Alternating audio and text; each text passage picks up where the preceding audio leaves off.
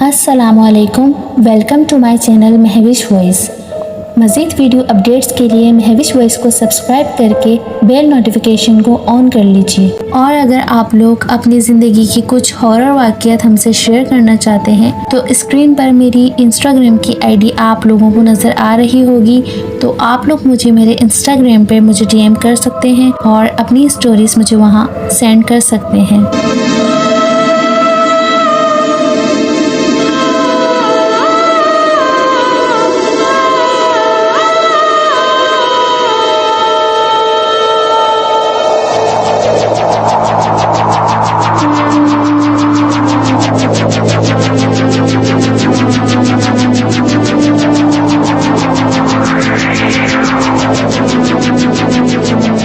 आज शाम से ही मूड कुछ खुशगवार था, न जाने क्यों, बस कोई एडवेंचर करना था। बिल आखिर अपने दोस्त शकील, रहमान और आदिल को कॉन्फ्रेंस कॉल पर लिया और सब अपने प्लान से आगाह किया कि आज पहले खाना खाया जाए और फिर अपनी भड़कती हुई एडवेंचर की हिस्स को कुछ सुकून बख्शा जाए।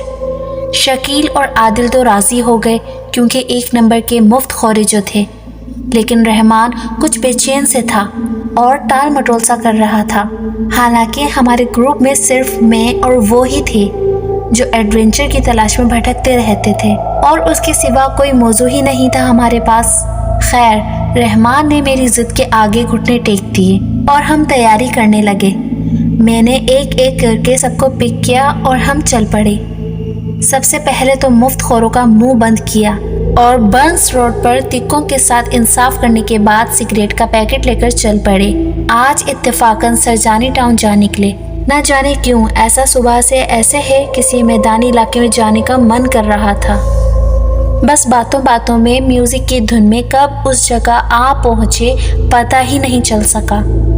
ये भी एक इत्तेफाक ही था या नसीब का फैसला कि हम एक पुरानी और गैर फॉल डिस्पेंसरी से कोई 25 गज के फासले पर रुके। जब कार को ब्रेक लगाई तो चारों तरफ काफी सन्नाटा पाया। दिमाग तो झूम रहा था कि वाह उस्ताद, क्या जगह ढूंढी है, लेकिन दिल की धड़कनें कुछ बेतरतीब सी थीं, जैसे कह रही हों, यार कहाँ ले आया। खैर, मैंने फिल्मी अंदाज में कहा कि अगर मैं न आऊं तो घर में खबर कर देना। रहमान, जो पूरे रास्ते काफी खामोश रहा था, बिल आखिर बोल पड़ा, यार उमेर मत जा। आज पहली बार रहमान मुझे रोक रहा था किसी ऐसी जगह जाने से जहां जाने के लिए हम दोनों में अक्सर व बेशतर झगड़ा हो जाया करता था। उसका ये अंदाज मेरे लिए गैर मुतवक्का था और मेरी आंखें जरा हैरत से फैल सी गईं। मैंने कहा, तू पागल हो गया है? रहमान बोला, उमेर, ये जगह और ये वक्त बिल्कुल ठीक नहीं है। मैंने हंसते हुए कहा, बाबा जी, इमारत में दाया कदम पहले रखूं या बायां? बच्चों की भी पेशन गोई कर दीजिए। मैं हंसता हुआ इमारत की दीवार तक पहुंचा, एक नज़र रहमान पर डाली और तकरीबन 8 फीट ऊंची दीवार को उछल के पकड़ा और ऊपर चढ़ने लगा। दीवार सपाट थी, इसलिए चढ़ने के लिए कुछ मेहनत करनी पड़ी। चंद लम्हों में दीवार पर चढ़ ही गया और अपने दोस्तों को अपने बाजू किसी बॉडी बिल्डर की तरह दिखाते हुए दूसरी जानिब कूद किया। बस अंदर कूदना ही था कि औसान खता हो गए, क्योंकि कोई भारी चीज पहले मेरे कंधों पे गिरी और फिर कमर से कुछ टकराया। ये सब इतनी जल्दी में हुआ कि मैं पलट के देख भी नहीं पाया और मुंह के बल गिर पड़ा। गिरते ही दिमाग में सारी जिंदगी एक फिल्म की तरह लम्हे में आई और चली गई। एक घुटी घुटी सी आवाज सुनाई दी, बस, उमेर, उमेर, यार उठ। पलट के देखा तो रहमान था। उसने हाथ दे के मुझे उठाने की कोशिश की, लेकिन उसके उठाने से पहले ही मैंने एक गैर मुहज़्ज़िब सा लक़ब उसे दिया और फिर खड़ा हो गया। क्यों बे, मेरे पीछे दुम लगी है जो छलावा बन के आ गया है? रहमान ने कहा, आज का एडवेंचर साथ ही होगा, बस जब नेटवर्क आ जाए तो अपना व्हाट्सएप ज़रूर चेक करना। मैंने कहा, एडवेंचर के वक्त म्यूज़िक सुनना मना है और मैं तेरे गाने रात सोने से पहले सुनता हूँ। रहमान मेरी कमर ठोकता हुआ बोला कि चल आगे बढ़। آج پہلا موقع تھا کہ ہم اکیلے اکیلے کسی عمارت میں نہیں جا رہے تھے، ورنہ ہر بار ہی ہم اکیلے جایا کرتے تھے، چاہے وہ کراچی کا شمشان ہو یا گلگت کا سیاہ پہاڑ۔ خیر ہم اس ڈسپینسری یا پھر میٹرنیٹی ہوم کے احاطے میں آ گئے۔ بہت ویران جگہ تھی۔ کمپاؤنڈ میں جگہ جگہ چھوٹی بڑی گھاس اگ آئی تھی اور کچھ چھوٹے موٹے درخت تھے جو شاید کمپاؤنڈ کی دیواروں سے چند انچ ہی اونچے ہوں۔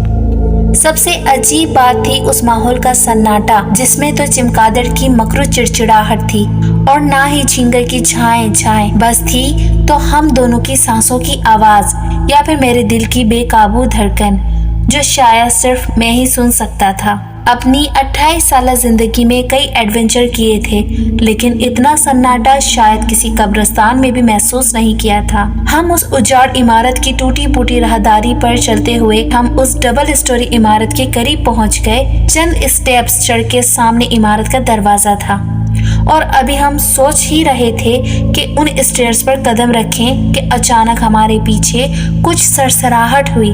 میں پلٹ کے دیکھنے ہی والا تھا کہ رحمان نے میرا ہاتھ تھام لیا اور دھیمے سے لہجے میں کہا، نہیں۔ ہمارے پیچھے ہونے والی سرسراہٹ سرگوشی میں بدلتی جا رہی تھی، جبکہ میرے دل کی دھڑکن کچھ تیز اور تیز ہوتی جا رہی تھی۔ شاید رحمان کا بھی یہی حال تھا، لیکن ہماری یہ کیفیت ایک دوسرے پر ہم ظاہر نہیں ہونے دینا چاہتے تھے۔ ہم نے پہلا قدم اٹھایا اور پھر زندگی میں پہلی بار نہ چاہتے ہوئے بھی اس میٹرنیٹی ہوم کے صدر دروازے کے سامنے آ گئے۔ پیچھے ہونے والی سرگوشی اب بہت ہلکی ہلکی گھراہٹ میں بدلتی جا رہی تھی، لیکن اس کی پرواہ کیے بنا ہم نے دروازے پر ہاتھ رکھ کے ہلکا سا زور دیا تو دروازہ رونگٹے کھڑے کر دینے والے انداز میں چڑچڑاہٹ کے ساتھ کھلتا چلا گیا۔ باہر پورچ میں عجیب قسم کی آوازوں کا بھیانک میلہ سا لگ گیا تھا، جس میں سرسراہٹ، سرگوشی اور غراہٹی شامل تھی۔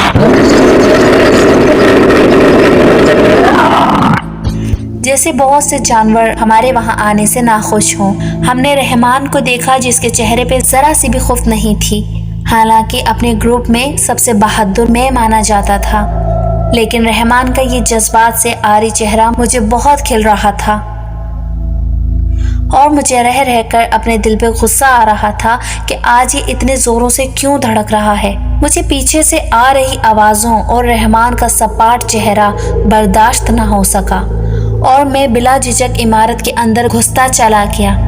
رحمان نے مجھے اس بار روکنے کی کوشش نہیں کی اور میری تقلید کرتا ہوا میرے پیچھے ہی اندر آ گیا۔ ہم جیسے ہی اندر داخل ہوئے تو ہمارے پیچھے سے آنے والی آوازیں ایسے بند ہو گئیں جیسے ہم سے کوئی جرم سرزد ہو گیا ہو اور باہر موجود مخلوق اب شاید ہماری چیخوں کا انتظار کر رہی ہو کہ شاید ہماری گردنیں اچھلتی ہوئی باہر کو گریں گی، کیونکہ ہم نے کسی بہت بڑی ہستی کو یا شاید اس جگہ کے مالک کو چیلنج کر دیا ہے۔ اب پھر وہی سناٹا تھا اور ہماری دھڑکنوں کی آوازیں اور لمبی لمبی سانسیں۔ میں نے رحمان کو دیکھا اور اشارے سے کہا کہ میں اوپری منزل میں جا رہا ہوں۔ رحمان میرا اشارہ سمجھتے ہوئے دائیں جانب مڑ گیا، جبکہ میں اپنے سامنے موجود سیڑھیوں کی جانب بڑھنے لگا جو ایک راہداری کے اختتام پر تھی۔ اس راہداری کی دونوں جانب 4 کمرے تھے، جبکہ راہداری کا طول کوئی 20 قدم سے زیادہ نہ رہا ہوگا۔ میں بنا آواز کی آگے بڑھتا رہا، پہلے دروازوں کو عبور کر کے دوسرے دروازے پہ پہنچا تو میری دائیں جانب کا دروازہ کریا سی آواز کے ساتھ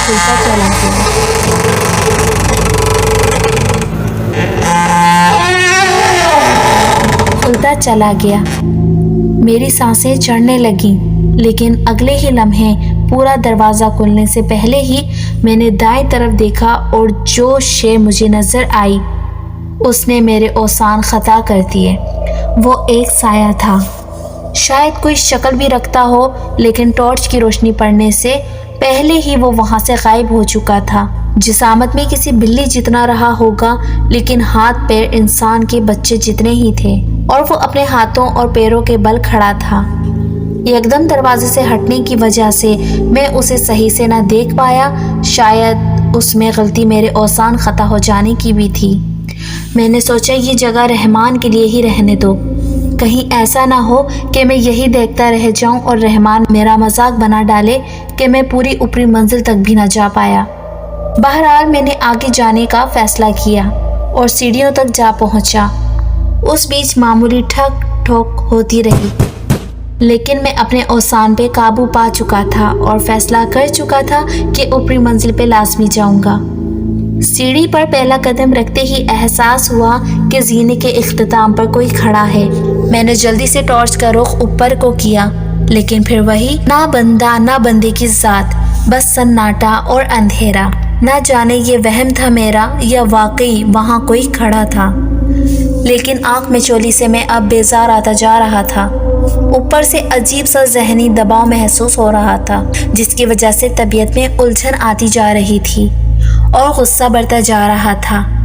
جیسے جلدی سے اوپر جاؤں اور اوپر جو کچھ بھی ہے اسے 2-4 تھپڑ رسید کر دوں۔ بہرحال اس آنکھ مچولی کو نظر انداز کر کے میں زینے طے کرنے لگا اور اوپری منزل پہ جا پہنچا۔ یہ ایک بڑا ہال کمرہ تھا جس میں دونوں جانب 4 بیڈ لگے ہوئے تھے، جو شاید پچھلی صدی سے ایسے ہی پڑے تھے۔ میں ٹارچ ہاتھ میں تھامے آگے بڑھا اور ابھی آدھا کمرہ ہی پار کیا تھا کہ سامنے موجود دروازے سے ایک جوان اور زندہ سلامت لڑکی دوڑتی ہوئی آئی۔ اس کے سفید کپڑوں پہ خون جمع ہوا تھا، بال بکھرے ہوئے تھے اور آنکھوں میں وحشت تھی جن سے آنسو بہہ رہے تھے۔ اگر آدھا لمحہ بھی میں رکتا وہاں تو وہ لڑکی مجھ سے ٹکرا جاتی۔ میں نے جلدی سے بائیں جانب چھلانگ لگائی اور ساتھ ہی بڑے بنجر بیڈ سے ٹکراتے ٹکراتے بچا، اور لڑکی کمرے کے آخر میں پہنچ کے رونے لگی اور ہلکی آواز میں سسکیوں کے ساتھ کچھ کہتی رہی۔ میری چھٹی حس نے کام کیا اور میں جلدی سے اس کی طرف بڑھا، ساتھ ہی اونچی اونچی آواز میں کہتا گیا، پولیس پولیس! تم لوگ کہیں نہیں بھاگ سکتے۔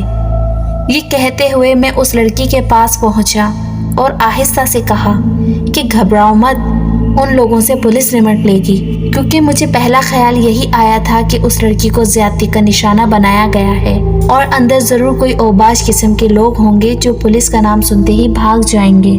میں آگے بڑھا اور ظلم زدہ لڑکی کے کندھے پر ہاتھ رکھ کر اسے دلاسا دینے کی کوشش کرنے لگا، اور پھر اس کے کاندھے پہ ہاتھ رکھتے ہی میرے جسم میں سرد لہر دوڑ گئی۔ اس کا جسم یک بستہ تھا اور ایک عجیب طرح کی وائبریشن تھی اس کے جسم میں۔ اس احساس نے میرے جسم میں سردی کی لہریں دوڑا دیں اور میرے جسم میں خون منجمد ہونے لگا، یا شاید خون کا دورانیہ ہی بند ہو گیا تھا، کیونکہ اس کے کاندھے پہ ہاتھ رکھنے سے میرا جو حال تھا وہ ایک طرف، لیکن اس کا چہرہ گھمانے سے میرا دل ہی ڈوبنے لگا۔ چھوٹے سے سفید چہرے پہ سیاہ آنکھیں اور ناک اور منہ سے بہتا ہوا خون دیکھ کر میں شاید سانس ہی لینا بھول گیا تھا۔ اس نے ہونٹ ہلاتے ہوئے کچھ کہا، لیکن آواز ایسی تھی جیسے کسی نے فرش پہ بھاری سا ٹیبل گھسیٹا ہو۔ اس کے کرائیا منہ سے خوفناک آوازیں آ رہی تھی اور اسی بیچ وہ کہہ رہی تھی، ان لوگوں نے میرا بچہ مار ڈالا، میرا بچہ مار ڈالا۔ اتنے قریب سے یہ منظر دیکھ کے بھی میں بے ہوش نہیں ہوا اور چند قدم پیچھے ہٹتا رہا، جبکہ میرے دیکھتے ہی دیکھتے وہ لڑکی یا جو شے بھی تھی دیوار میں ایسے جذب ہو گئی جیسے کبھی وہاں تھی ہی نہیں۔ طبیعت بھاری سی ہو گئی تھی میری اور جسم پہ عجیب سا لرزہ طاری تھا۔ جی چاہا یہاں سے بھاگ جاؤں، لیکن پھر اندر کا ایڈونچر آوازیں دینے لگا، اب تو مطلب کی جگہ ملی ہے، پہلی بار ان چیزوں کو دیکھ رہے ہو، نہیں تو ہلکی پھلکی ٹھک ٹھوک سے کام چلانا پڑتا تھا۔ اپنے اوسان کو میں نے بحال کیا اور ہال کے اختتام پر جو دروازہ تھا اس میں قدم رکھ دیا۔ اندر آتے ہی ایک یک بستہ ہوا کے جھونکے نے میرا استقبال کیا۔ ایک لمحے کو تو روح کانپ گئی، ایسا لگا جیسے اپنی دنیا ہی چھوڑ دی ہو اور کسی دوسری دنیا میں آ گیا ہوں۔ عجیب طرح کی سائیں سائیں کانوں میں گونج رہی تھی، کاندھے بھاری ہو رہے تھے اور ایسا لگ رہا تھا جیسے یہاں آکسیجن ہی نہ ہو۔ اس کیفیت میں نہ جانے کتنی ساعتیں گزر گئی تھی، لیکن یہ بھاری پن تھا کہ بڑھتا ہی جا رہا تھا۔ آنکھیں دھندلا گئی تھیں، شاید اندھیرا تھا، لیکن آنکھیں پہلے سے اس اندھیرے کی عادی ہو چکی تھیں۔ دفتن اپنے وجود کو ایک جھٹکا دیا میں نے تو تمام احساسات واپس آنے لگے۔ 2-4 بار پلکیں جھپکائیں اور ٹارچ آن کر کے دائیں بائیں دوڑائی तो बाएं जानिब के कमरे में कुछ हलचल नजर आई। तजस्सुस ने मजबूर किया और मैं कमरे में झांकने लगा, लेकिन उससे पहले कि रोशनी अंदर जाती टॉर्च ने धोखा दे दिया और मैं उल्लुओं की तरह आंखें फाड़ फाड़ के कमरे में देखने की कोशिश करने लगा। अंदर से मुसलसल चम्मचों की या बर्तन के आपस में टकराने की आवाजें आ रही थीं।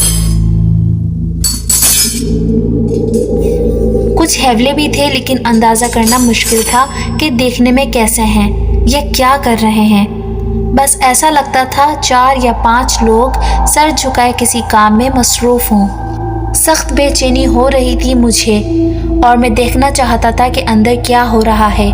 डर खौफ की जगह बेचैनी ने ले ली थी और तजस्सुस था कि बढ़ता ही जा रहा था। गुस्सा आ रहा था इस टॉर्च पे जो उस मकाम पे बंद हो गई थी। फिर अचानक ही कहीं से कोई पानी का कतरा गिरने की आवाज आई और टॉर्च रोशन हो गई।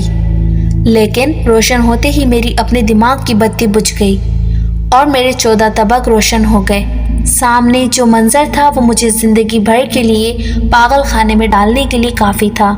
ये एक ऑपरेशन थिएटर था जिसके दरमियान एक अदद स्ट्रेचर था, जबकि 4-5 अफराद डॉक्टरों के लिबास में खड़े थे, जिन्हें अफराद या डॉक्टर कहना इंसानियत के साथ ज्यादती होगी, क्योंकि वो कहीं से भी इंसान नहीं दिखते थे। इंतहाई मैले कुचेले कोट पहने थे, उनके सर पे कहीं बाल थे और कहीं से जिल्द पिघल सी गई थी। चेहरों पे पोसीदा सर्जिकल मास्क चढ़े थे और आंखों की पुतलियां आपस में सिली होने की वजह से बंद हो चुकी थी। जबकि स्ट्रेचर पे पड़ी एक लाश को वो मखलूक अपने हाथों में मौजूद सर्जिकल नाइफ से जगह जगह से काट रहे थे। ये डॉक्टर नुमा मखलूक अपने काम में इतने मगन थे कि उन्हें मेरी आहट तक ना हुई, लेकिन उन्हें देखकर मुझे लगा कि मैं अभी गश खा के जरूर गिर पड़ूंगा और कुछ देर में ये अजीबुल खलकत चीजें मेरी भी चीर फाड़ कर रही होंगी। जिस्म था कि हरकत करने को तैयार ही नहीं होता था और सांस था कि आने का नाम ही नहीं ले रहा था। बस मुंह और आंखें खोले इस दहशतनाक मंजर को देखे जा रहा था।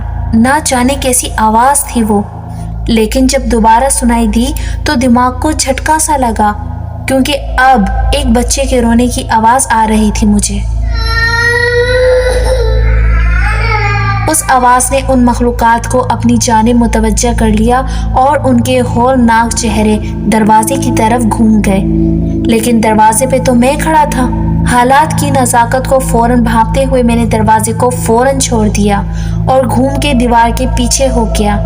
लेकिन सामने के कमरे पे नजर पड़ते ही मेरे ऊपर का सांस ऊपर और नीचे का नीचे ही रह गया, क्योंकि सामने के कमरे में एक अजीब सी अनफरियत नजर आई, जिसका चेहरा झुलसा हुआ था और आंखों के पपोटे बाहर को उबल पड़े थे। दांत किसी दर्द काटने वाली आरी से मुशाबा थे, जिन्हें वो कटकटाए जा रहा था। जिस्म पे एक सियाह पोशाक थी और वो हवा में मोलक लगता था। दिल ही दिल में जितनी भी कुरानी आयत आती थी मैं पढ़ता जा रहा था, जबकि वो अनफरियत बस भयानक अंदाज में मुस्कुराए जा रही थी। उसने तमाम डॉक्टर जैसी चीजों को कमरे में जाने का रास्ता दिया और खुद भी अंदर चला गया, जबकि डॉक्टर जैसी चीजों के अंदर जाते ही रोता हुआ बच्चा अब हंसने लगा था। एक तो उस मखलूक का सामना, ऊपर से हौलनाक डॉक्टर्स, और फिर जिंदगी में पहली बार नौमौलूद बच्चे का जोर जोर से हंसना। मेरी बर्दाश्त बाहर हो चुका था। ऐसा लगता था कि अभी गश खा जाऊंगा या खौफ से हरकत कल्ब बंद हो जाएगा, लेकिन बदनसीबी से ऐसा कुछ भी नहीं हुआ और मैं सीने पे हाथ रखे लंबे लंबे सांस लेता रहा। फिर भी हौसला करके कदम जमाए, लरसती हुई टांगों को झटका दिया और आगे को चल पड़ा।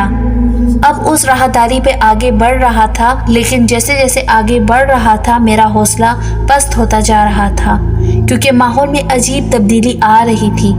ऐसा लग रहा था जैसे एक कदम 1000 दिन की मुशक्कत हो।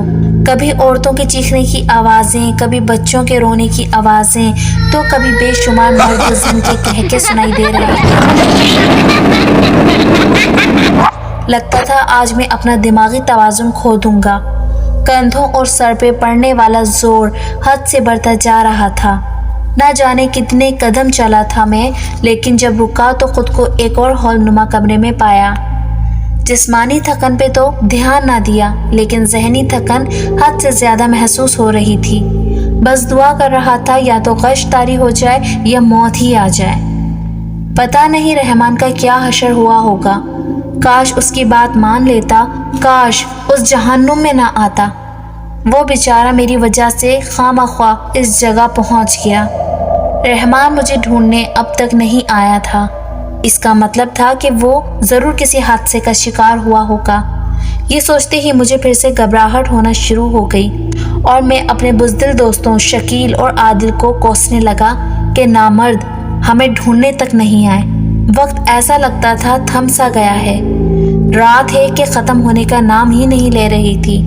خیر، اپنی تمام تر قوت کو یکجا کیا اور فرش سے اٹھ کے ٹارچ روشن کی۔ ٹارچ کی روشنی یہاں وہاں دوڑائی تو پانی کا مٹکا نظر آیا۔ میں نے خدا کا شکر ادا کیا اور مٹکے کو ہاتھ میں اٹھا لیا اور جلدی جلدی پانی اپنے اوپر انڈیلنا شروع کر دیا۔ پانی کچھ گاڑھا سا تھا اور بو بھی کچھ عجیب سی تھی، لیکن حلق خشک تھا اس لیے زیادہ دھیان نہ دیا اور جلدی جلدی میں 2-4 گھونٹ پی گیا۔ گلے سے پانی اترتے ہی کہ آنے لگی اور پھر احساس ہوا کہ یہ پانی نہیں بلکہ خون ہے۔ بس خون سے بھرا مٹکا فوراً پھینکا اور زوردار چماکے سے ٹوٹ گیا اور پھر وہی کریا چیخیں، بھیانک کہکے اور ہولناک آوازیں آنا شروع ہو گئیں۔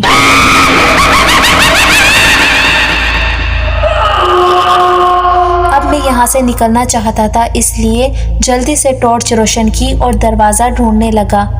لیکن یہ کیا؟ جس کمرے میں ہوں اس میں تو دروازہ ہی نہیں تھا۔ یہ دیکھ کر میرا دماغ چکرا گیا اور میں فرش پہ پڑے خون سے پھسل گیا، جس کی وجہ سے توازن برقرار نہ رکھ پایا اور دھڑام سے گر گیا۔ ایک لمحے کے لیے خوش ہوا کہ اب بے ہوشی طاری ہو جائے گی اور میرا تھکا ہوا ذہن کچھ آرام کر سکے گا، لیکن یہ میری خام خیالی ہی تھی، کیونکہ میں گرا ضرور تھا لیکن بے ہوش نہیں ہوا تھا۔ کافی دیر یوں ہی پڑا رہا اور اپنی بے بسی پہ ملال کرتا رہا۔ دل ہی دل میں اپنے بنائے ہوئے فضول اصولوں کو بھی کوس رہا تھا۔ ایڈونچر کا بہت شوق تھا، لیکن اندر ہی اندر غیر مرئی مخلوق پہ بالکل یقین نہیں کرتا تھا۔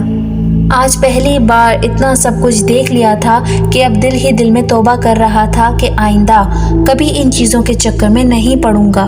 ایسا لگتا تھا کہ یہ سب پاٹ دیواریں ہی اب میری قبر ہے اور میں اب یہاں سے کبھی نہیں نکل پاؤں گا۔ ایک آخری بار ساری ہمت یکجا کی اور پھر سے اٹھ کھڑا ہوا۔ ارادہ کر لیا تھا کہ مروں گا تو لڑ کے مروں گا، ایسے ہار مان کے نہیں مر سکتا میں۔ ٹارچ ایک بار پھر آن کی اور دیواروں کا جائزہ لینے لگا۔ اچانک ایک کونے میں دروازہ نظر آ گیا، جو کچھ دیر پہلے وہاں بالکل نہیں تھا۔ میں نے خوشی سے نعرہ مارا اور بہت خوشی سے دروازے کی طرف بڑھا۔ دروازے کو زوردار لات رسید کی اور دروازہ اپنے پارٹ سے اکھڑ کے دور جا گرا۔ میں جلدی سے باہر نکلا اور اندازہ ہوا کہ صبح ہو چکی تھی۔ شاید صبح کا دوسرا پہر بھی شروع ہو چکا تھا۔ جہاں کل رات بہت ہولناکی تھی، اب وہاں صرف سناٹا تھا۔ میں تقریباً دوڑتا ہوا بڑے ہال میں آیا اور تیزی سے سیڑھیوں کی طرف لپکا۔ ایک نظر پیچھے ڈالی تو وہی جھلسے ہوئے چہرے والی مخلوق نظر آئی۔ میرے جسم نے ایک جھرجھری لی، لیکن میں نہیں رکا اور نہ ہی وہ مخلوق میرے پیچھے آئی، بلکہ میں نے اسے واپس مڑتے ہوئے دیکھا۔ میں جلدی سے سیڑھیاں پھلانگتے ہوئے آیا اور صدر دروازے کی جانب لپکا۔ وہاں رحمان کھڑا تھا۔ اسے دیکھ کر میرا جوش کچھ اور بڑھ گیا۔ میں نے اس کا ہاتھ تھاما اور اسے باہر کی جانب کھینچتا لے گیا۔ باہر آتے ہی تھوڑا ٹھٹک گیا کیونکہ میرے سامنے کچھ لوگ کھڑے تھے، کچھ پولیس کی وردی میں اور کچھ میڈیکل اسٹاف کے لوگ تھے۔ میرا دل ڈوبنے لگا۔ شاید میں اور رحمان اندر محفوظ تھے، لیکن شکیل اور عادل کو کوئی حادثہ پیش آ چکا تھا۔ میری حالت رو دینے والی ہو چکی تھی۔ گھبراہٹ کے مارے برا حال تھا۔ سامنے ہی میڈیکل اسٹاف اسٹریچر پہ 2 باڈیز کو اٹھائے لے جا رہے تھے۔ میں جلدی سے ان کے پاس پہنچا اور زور سے چیخا، شکیل، عادل! وہ لوگ میٹرنیٹی ہوم کے مین گیٹ تک پہنچ چکے تھے۔ میں بھی گیٹ تک پہنچا تو جیسے میرے پیر زمین میں ہی جم کر رہ گئے۔ کیونکہ میرے سامنے گیٹ کے باہر شکیل اور عادل تھے اور معمولی سا ہوا کا جھونکا چلنے سے لاشوں پہ سے کپڑا ہٹ گیا تھا۔ یہ میری اور رحمان کی لاشیں تھیں، کیونکہ کل رات جب رحمان دیوار سے کودا تھا تو میرے سر پر گرا تھا، جس کی وجہ سے میری گردن کی ہڈی ٹوٹ گئی تھی اور میں موقع پر ہی مر چکا تھا، جبکہ رحمان دیوار سے نکلی ہوئی 3 فٹ لمبی ایک لوہے کی راڈ پہ جا گرا تھا جو سیدھی اس کے دل میں پیوست ہو چکی تھی۔ ہم رات بھر شاید عالم برزخ میں تھے اور اب شاید وہی رہنے والے تھے۔ رحمان نے پھیکی سی مسکراہٹ دی اور سر جھکا کے چلتا ہوا واپس میٹرنیٹی ہوم کی عمارت میں چلا گیا اور میں دور جاتی ہوئی ایمبولینس کو دیکھتا رہا، بنا کچھ سوچے، بنا کچھ کیے، بس خاموشی سے دیکھتا رہا جب تک وہ نظروں سے اوجھل نہیں ہو گئی۔